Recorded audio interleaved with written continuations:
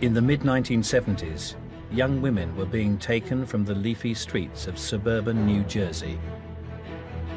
She heard a female voice from the back of the car crying out, "Help me, he's crazy."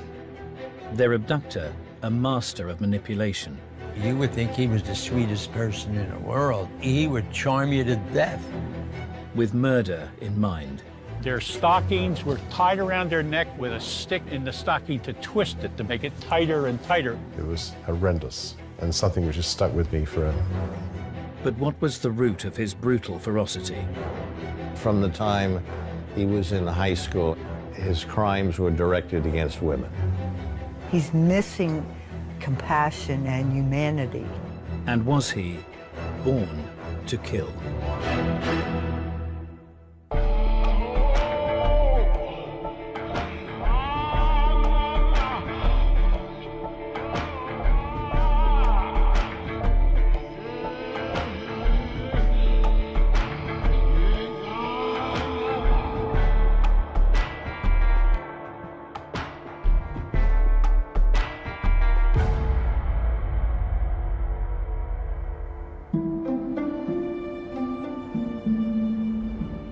In the 1970s, New Jersey's affluent Bergen County, to the west of Manhattan, was an idyllic place to live for thousands of New York's professionals.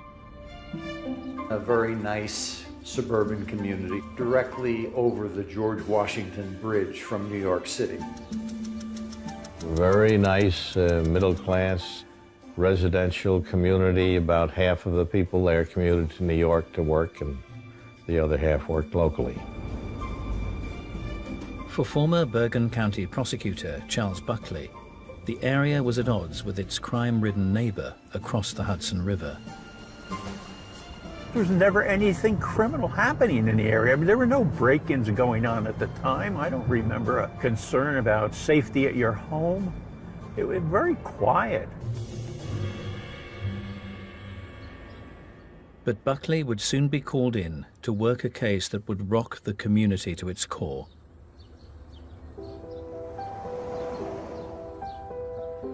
In 1975, the genteel district of Haworth had seemed an ideal location for British newlyweds Jonathan and Susan Haynes to set up home. Jonathan had recently taken up a job in the US. Susan, an accomplished midwife, was looking for work. We had the option of having an apartment in New York or moving out into New Jersey, and we drove around New Jersey and northern Bergen County. It was particularly lovely, and we picked a house, and it was a nice house. The tranquil suburb appeared to offer the perfect start in life for Jonathan and his new bride. We met at a party, and we hit it off almost straight away. She was fairly beautiful, so that was a good eye contact, I guess. She was a very happy girl, hugely warm, always had a smile, and very social, lots and lots of friends, made friends very, very easily. On the morning of October the 6th, Jonathan headed off to work, leaving Susan at home. I telephoned Sue at about 1 o'clock, and everything was fine, and she was quite excited that she'd had a letter from good friends in Cape Town. One of the great friends was going to have a child. She was excited by that, and so we chatted for some length of time about that. I said, I think I'll be home slightly late tonight. Jonathan arrived back in Bergen County just before 6 p.m. Her husband came home from work that day. He had every anticipation that she would be there. Normally, Sue would always come to the door and say hi.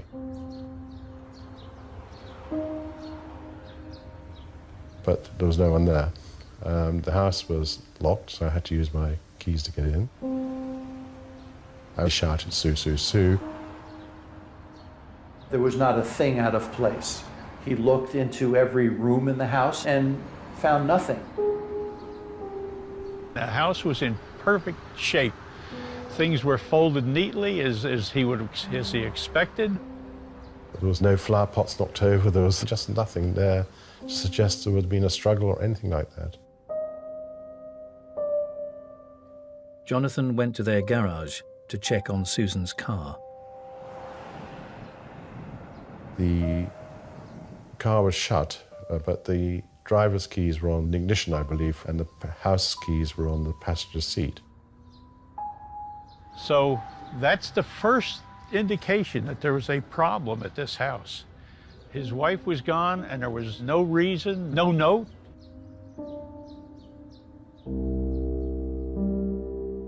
The police were called, and the young husband soon found himself a suspect. In any case of a missing woman, the first person that a police officer will think of as a possible perpetrator is the spouse or boyfriend. My friend suggested that, things might not be as they seem to the police, and then it dawned on me that I might well be a suspect. After 3 days with still no sight of Susan, the young Englishman was asked to take a polygraph test.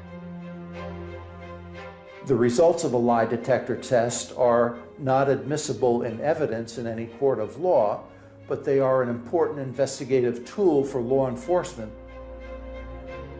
I had no idea what a polygraph test was. I wouldn't want to do it again under any sort of circumstances like that. More than a third of female murder victims are killed by their husband or boyfriend, but not Susan Haynes. Haynes passed the lie detector test with flying colors. There was absolutely no concern that he was involved in this disappearance whatsoever. Jonathan's new wife had seemingly vanished off the face of the earth.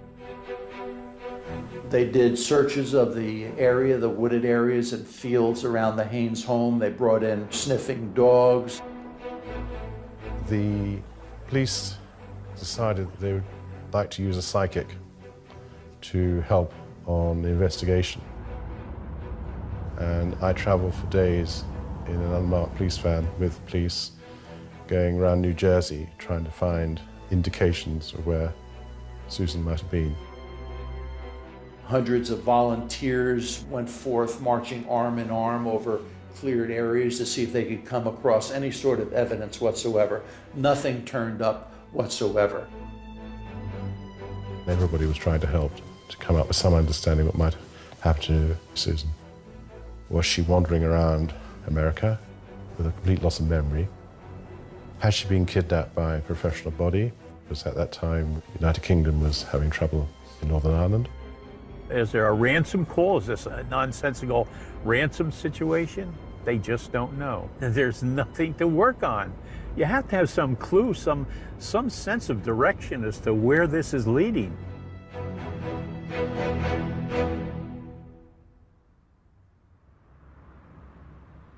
As commuters continued to cross the George Washington Bridge to make their mark in New York, one local remained in the area. Charismatic, privileged, Robert Reldan. He was a charming guy. Handsome, tall, powerfully built, personable. He was very good looking. He spoke well. He didn't cuss. He didn't swear. Women loved him. They were all over Robert Reldan. He had girlfriends here, girlfriends there. If you saw him walking down the street and he asked for directions, you'd certainly stop. You wouldn't think twice about helping him out. Reldan had been born in Brooklyn, New York, in 1940, before his family relocated to Bergen County. Reldan came from a good family. His mother and father owned a luncheonette coffee shop in New York City. He may have not had much parental supervision because both mother and father worked in the restaurant. Although Robert was close to his busy parents, when they did get time off work, much of their focus had to be devoted to Robert's sibling. Reldan had a younger sister, Susan, and the younger sister had polio as a child. And the parents' attention was turned toward the younger sister. However, Reldan didn't lack for material goods. The aunt was very wealthy, Aunt Lillian. She had married well and done well herself financially. Lillian Booth was the sister of Robert Reldan's mother. She was an aspiring actress in New York City. But like most young, struggling actors, she had to find other work while she was waiting for her big break on Broadway. And so she worked in the luncheonette. A very wealthy gentleman came into the luncheonette and took a liking to her. He was the son of an early investor in IBM and had inherited a great deal of wealth. Lillian and he were a happily married couple. They had no children of their own, and so Lillian focused a lot of her attention on Robert Reldan, whom she called Bobby, and all of the other nieces and nephews that she had in the extended family. Bobby Reldan was her favorite, and she lavished gifts on him. One of the particularly nice gifts was a brand new Volkswagen convertible. But Aunt Lillian's favorite nephew was not all he seemed.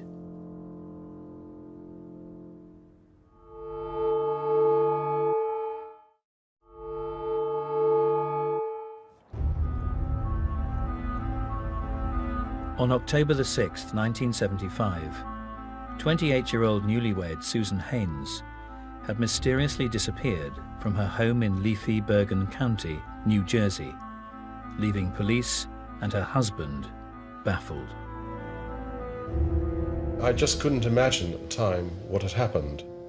I guess desperation sort of creeps in. You just don't know what to do. The first thing was to make sure the police knew every single thing possible.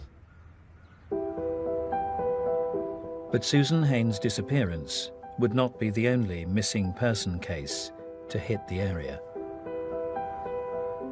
The Reeve family were amongst the many residents enjoying an idyllic home life in the attractive streets of Bergen County. My family was 2 girls and 2 boys. 2 girls came first and then the 2 boys. My profession was as an attorney. The parents' eldest daughter, Susan, was still living at home. Susan was a delightful girl, very attractive young lady, a likable person. Everybody liked her very much. She was Susan Sunshine. Having just returned from a month-long vacation trip to Europe, the 22-year-old had landed a new job. Susan Reeve worked in an advertising agency in New York City. She had just graduated from Hollins College in Virginia, and this was her first job. She had a lot of friends. She was hardworking and fun-loving. She has got everything to live for. She's just got it all. She had just become engaged to be married, and she was looking forward to getting married. On the 14th of October 1975, 8 days after the disappearance of newlywed Susan Haynes, Susan Reeve set off for work as usual. She rode a commuter bus to work every day. It was very convenient. The bus stop was just a short walk from her house where she lived with her parents. At the end of her working day, Susan had arrived back in her neighborhood at around 6 p.m. Susan Reeve was walking up this sidewalk after she got off the bus on that far corner and was walking in the direction of her home, which is further up Anderson Avenue. And then all of a sudden, she was nowhere to be found.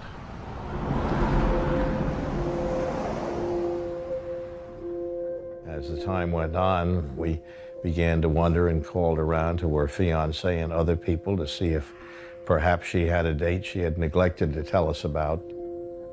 She was not the type of girl who would irresponsibly stop off for a drink someplace without telling her parents about it at the very least. And they came down later on looking, and she was nowhere to be found. I mean, they came down, where'd she go? Why isn't she home?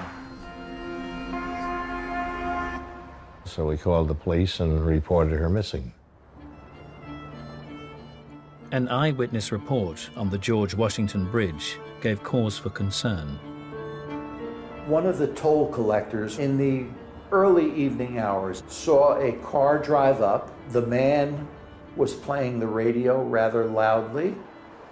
She heard something coming from, she thought, the back of the car. A female voice, distinctly crying out, "Help me, he's crazy. Help me, he's crazy," screaming over and over again. The man sped off across the bridge and disappeared from her sight. We all were being driven crazy with apprehension and not knowing what happened. Almost every day looking somewhere. Some clue would come about and I would search an area, but to no avail. The disappearance of Susan Haynes just over a week earlier also rang alarm bells. 2 women unexplainedly not showing up where they're supposed to be. Police now have to see that there's a strong possibility there could be criminality involved. Police very quickly told me there's another young woman who had gone missing, and they very quickly put 2 and 2 together. I don't think there was any hesitation. They thought the coincidence was too great to ignore. I think we thought she might have been kidnapped, and we hoped that we would receive a request for ransom. 2 young women called Susan had now disappeared from the comfortable suburbs of Bergen County. A week later, in Manhattan, a clerk at Macy's department store was approached by a man selling jewelry. One item in particular caught his attention. The ring was a very unique ring. It was an engagement ring, but this was a different kind of ring. It was made specially.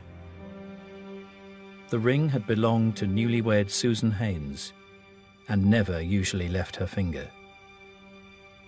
The engagement ring, which we bought from Harrods in England, was fairly unique. Looking at it sideways, it was shaped as an S and had a unique pattern of small diamonds and a central diamond.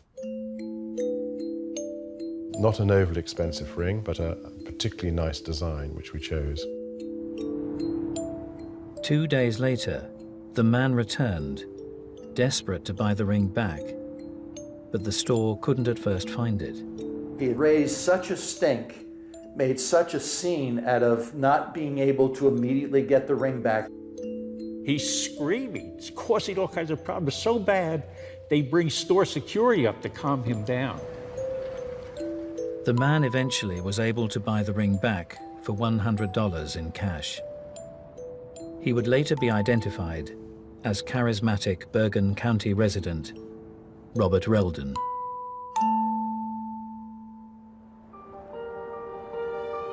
And with his millionaire aunt, Reldan was no stranger to the finer things in life. Lillian Booth lived in a very, very exclusive small town in northern New Jersey, in Bergen County, a town called Alpine, New Jersey. Many rock stars and rap stars and movie celebrities still live in that area. It's an area with multi-million-dollar homes and tennis courts and swimming pools. And the family was often invited to go there. She would wear flashy jewelry. She was ostentatious about her wealth. Reldan lived a playboy's life because his wealthy aunt financed horseback riding lessons, skiing trips. She gave him everything that a person could want. But there was more to Robert Reldan than met the eye. If you didn't know him, you would think he was the sweetest person in the world, because he would charm you to death. Robert Reldan was in fact a parolee, and at the time of the disappearance of the 2 Susans, had been free for only 5 months, having been arrested for an attack in 1971. That day, patrolman Charles Moore had been on duty. I received a radio call stating there was an attempted rape at Metuchen Manor. It's an apartment complex. A young woman had just been threatened by a stranger. He jumped in her car and pulled a knife, and she thought it was a robbery. She pushed the purse towards him, and he said, "That's not what I'm after." And she jumped out of the car.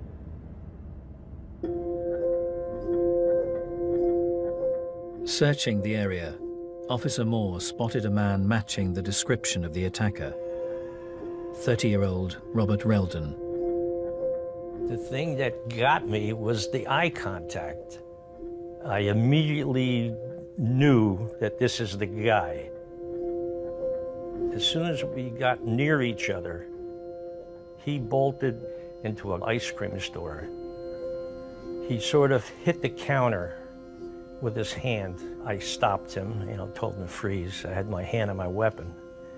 And he stopped and said, "Let's walk outside," because there was so many people, buying ice cream. While additional officers held Reldan, the patrolman retraced his steps. I went back into the store to where he hit the counter and retrieved a blue-handled throwing knife.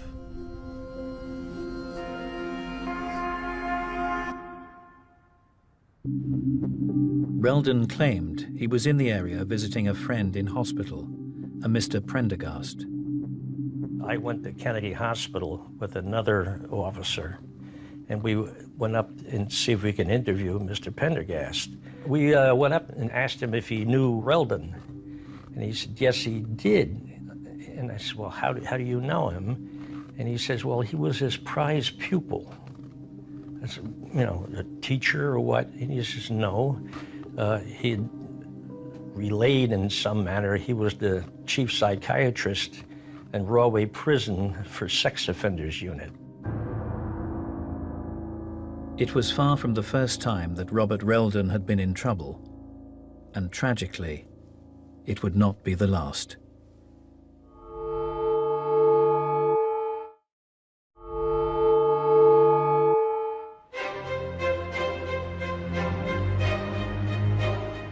In separate incidents in early October 1975, newlywed Susan Haynes and bride-to-be Susan Reeve had mysteriously disappeared from the comfortable suburbs of Bergen County.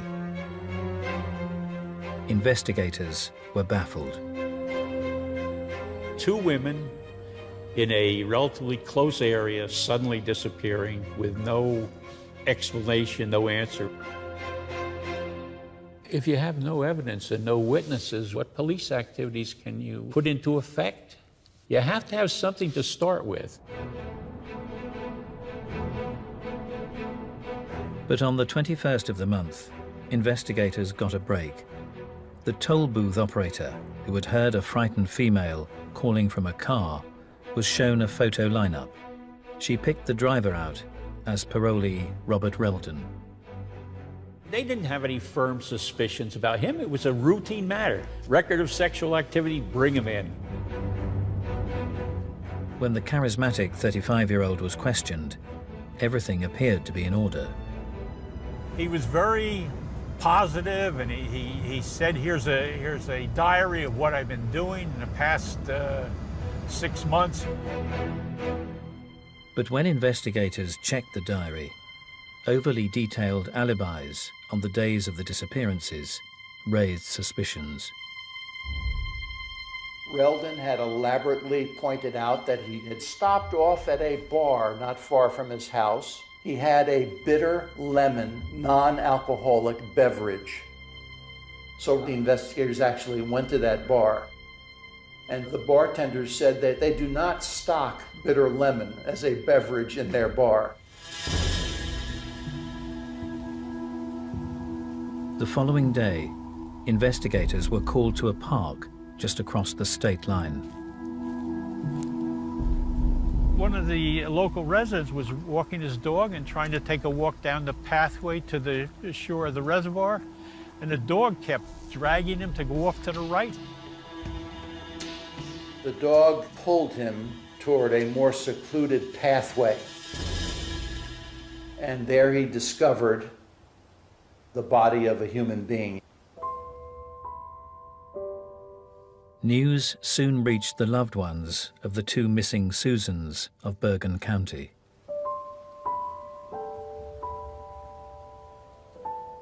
He came quietly to me and said, "A body's been found." And I think at that time, we all realized it was most likely to be Susan. Dental records confirmed the victim was indeed the young British newlywed, Susan Haynes. I don't think many people in this world can imagine how bad that was. It was horrendous, and something which has stuck with me forever.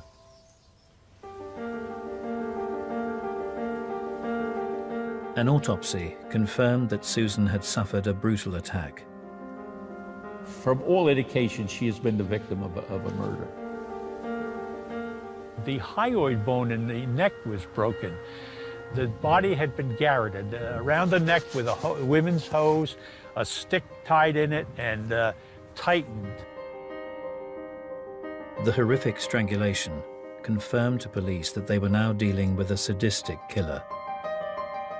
35-year-old Robert Reldan became the prime suspect. And the man with the millionaire aunt had a long history of criminal behavior. He committed his first offense when he was 16. He went across the George Washington Bridge into the Riverside Drive area of New York City, and in one of the apartment buildings there accosted a woman, stole her pocketbook, and ran off. There's no real gain in purse snatching from a monetary perspective, but there's a lot of psychological gain. When someone like Reldan is doing minor crimes like this to get money when he really doesn't need it, and plus the risk is enormous because you can go to jail for an extended period of time for just a very minor crime. It's not to get money, it's to satisfy himself psychologically. Individuals like this enjoy violating the rights of others. It's stimulating for them. It's arousing for them. And so they do it, and they do it repetitively because it's that stimulating. Thefts, burglaries and muggings continued through the 60s for the young middle-class man who seemingly had no need for money. From our perspective, he had it all. We would be envious of him, but he wanted more. There was an entitlement there. First of all, he had had psychiatric exams early in his career as a juvenile. They said he had animosity to women and marked animosity to his mother. And he just thought he was a guy who was entitled to a lot more than he was getting from Aunt Lillian. Almost from the time he was in high school, his crimes were directed against women. Most crime escalates. Crime begins early on. It can begin just in fantasy, then it can go into voyeurism or peeping. It can go into break and entry, sexual assault, and then sexual murder.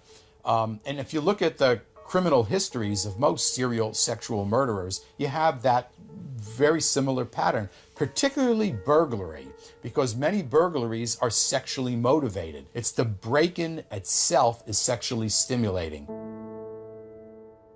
Then in 1967, Reldan spotted a local Bergen County housewife.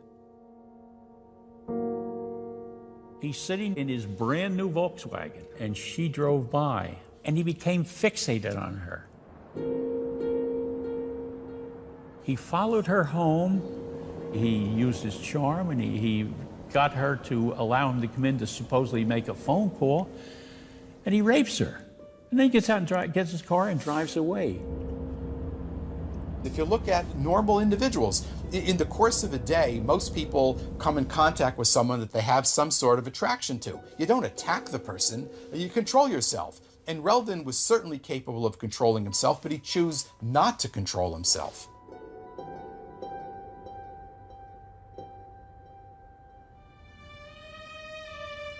But Reldan's brazen attack had not gone unnoticed. His Volkswagen Beetle, a present from Aunt Lillian, had been spotted at the scene, and the 26-year-old was convicted. Robert Reldan was sent to a new rehabilitation program for sex offenders at Rahway State Prison. Reldan would be the poster child for the program because he was so good looking. He said all the right things. He could shine in front of the whole world. It appeared that the new program suited Reldan. Reldan was very smart, knew the right terms to throw back at the psychologist to show that the treatment was working. All you needed was a psychiatrist and maybe an officer to recommend you for the parole board. The psychiatrist would say, "Oh, he's cured. It's a miracle." In the report, he used the phrase, "If Reldan is released on parole, I predict that Robert Reldan will become the most successful parolee in the history of the criminal justice system." And released on parole, Reldan was in 1970, when he held the young woman at knife point in her car. The incident led to his return to Rahway Prison, where despite his offences, his charm seemingly continued to win over the staff. He was entirely different than 99% of the inmates. He knew just what to say. He knew how to play the game. All the psychs couldn't figure him out. In fact, he had them all fooled. Different people would come, and he could speak well, and he showed just enough humility to win everybody. He was such a good con man. Robert Reldan won parole yet again in May 1975. Now, just 5 months later, 2 young women had disappeared from the streets, and one had been found murdered. On the 28th of October, the news got worse. Another body, a woman, had been discovered in Tallman Mountain State Park. Former prosecutor Charles Buckley remembers the scene that faced investigators. Well, the body was found off the park into the environs of the river there. Park employees were checking the pipe to make sure that there was not a high chlorine level, and the body was found lying on its back in the water with the arms sticking up in the air. It was missing 22-year-old Susan Reeve, and it was clear she hadn't died of natural causes. But the body's not right. It couldn't have been situated that way with its arms sticking up in the air. The arms would have been down. Clearly, the police knew this body had been placed there. The shocking news stunned the residents of Bergen County. The press dubbed the murders the Susan Stranglings, and reports soon reached Susan Reeve's father. I can't even describe it to you. She'd been dead for almost a week, so it would have been very difficult for me to identify her, and it was impossible for her to have a normal funeral. She had to be cremated. A post-mortem confirmed that Susan had been sexually assaulted. Her cause of death matched the other Bergen County victim, Susan Haynes. Both women were killed in exactly the same manner. They were garroted. Their stockings were tied around their neck with a stick in the stocking to twist it. The most efficient way to kill somebody is with a gun. But if serial sexual murderer wants to get up close and personal, the primary method is strangulation, particularly manual strangulation with your hands, and sometimes ligature strangulation. And they do it so they can control death. 2 days later, prime suspect Robert Reldan was arrested for 2 house burglaries and imprisoned. But Reldan had no intention of staying behind bars, and the rich aunt that had supported him for so long would very soon become his target.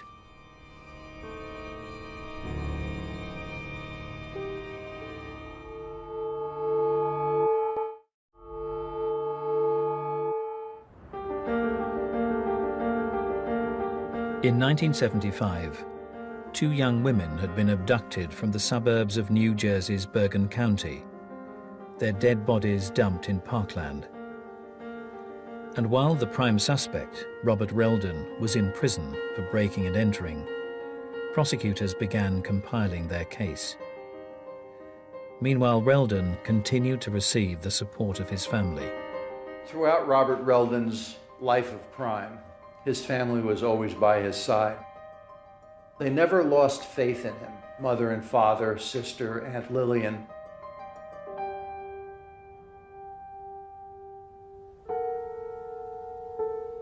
But it appeared, despite his Aunt Lillian's lifelong support, Reldan was intent on getting his hands on much more of her fortune. He approached 2 fellow inmates with a proposal. Can you get someone to kill her? I'm going to need a big-time attorney to represent me. And these guys said, well, all right, we could look into it. And they start working on a plan. It came through the grapevine, because the grapevine in the prison's a really gigantic thing. And he planned to kill her for her money, because he was in her will.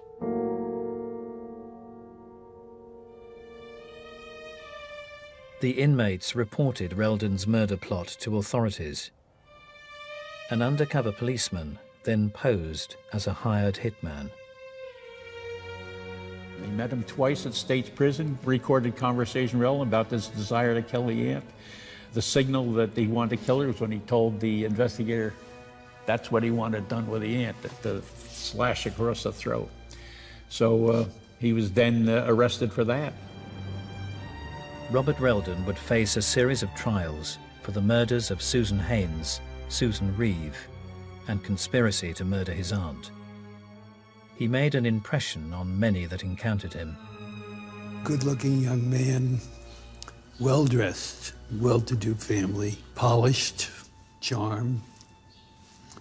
Looked like an everyday upper-class gentleman. He had a very commanding presence. He was judged by many to have been the attorney, and his attorney was thought to have been the defendant. But Robert Reldan was not prepared to rely on the due process of law. He was being held in an anteroom to the courthouse when somehow he had obtained a can of mace. He took it out, sprayed the guard in the eyes. My law clerk came running in, locked the 2 doors, and told me, stay where you are. I did not know what was going on. He had attempted to escape. He jumped out the 2nd-story window and broke both ankles, and he still ran. I ran down the stairs of the main part of the courthouse, out into the car park, and I was running, trying to find this guy, and I was going to get him. Despite Jonathan Haynes' best efforts, Reldan managed to reach a car. Well, he was being chased by police up the highway, got into New York State. But the fugitive's bid for freedom didn't last. He was apprehended when the car went off the road, I believe into a ditch.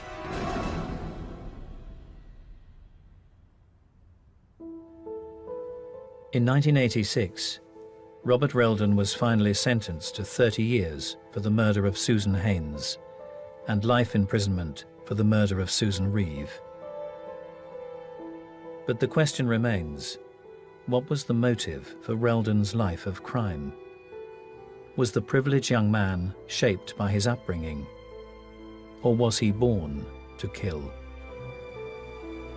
Reldan was, I think, greed was the problem. Reldan felt he should be getting more from his aunt. She never gave him enough to satisfy him. He just felt animosity towards women, and I think that this hatred caused him to reach out and rape. You know what? So many times, like, you talk to prisoners and they say, well, my environment, I didn't have a father, my mother was a junkie. He had everything. So how can you possibly explain why he did that. Personally, I think there's just something missing in him. I find it very hard to believe that it was the nurturing aspect. I think there's something psychologically wrong with Reldan. He's missing compassion and humanity. He probably wasn't born to kill, but by the time he reached 16, he must have had an aggression and hostility against women for whatever reason, and something grew into, frankly, a monster. When you look at Reldan, if you try to understand him as to a reaction to events that occurred in his life, you're going to miss the entire boat here. There is really no watershed event in Reldan's life that made him do what he eventually wound up doing. This is internal. This is the way he is. From a very early age, he enjoyed violating the rights of others. These individuals function in a very different sphere than the rest of us do. When they see someone with belongings, they think those belongings really belong to them, and it's their job then just to take it from the person. These things are inborn, really, to a great extent. And it's gratifying himself by hurting others, and really hurting others, not just a little bit, by a lot. This is sexually stimulating and part of his sexual arousal pattern.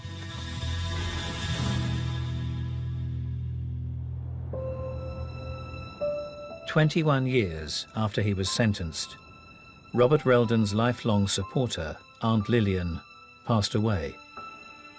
And from her, the inmate inherited the income from a $9 million trust fund. The family of Susan Reeve were determined that her murderer shouldn't receive the money and began legal action. In 2010, the court ruled that Reldan must pay damages to them and that they should receive the income from the trust fund for the rest of Reldan's life. Barbara and I wanted nothing of Reldan's money. To have taken anything from him might have given him some solace in thinking that we had accepted compensation for what he had done. So we determined the money would go into a memorial scholarship fund in the college from which Susan had just graduated. It's been a very rewarding experience. And the loved ones of midwife Susan Haynes, whose life was snuffed out just after her marriage, ensure she'll also never be forgotten. She's buried in our local churchyard where we got married. It's quite difficult to imagine that at this 13th century church where we got married, she's still there. I'm extremely proud of Susan, and I know she'll be well remembered. Friends all around who still remember her. It was very sad.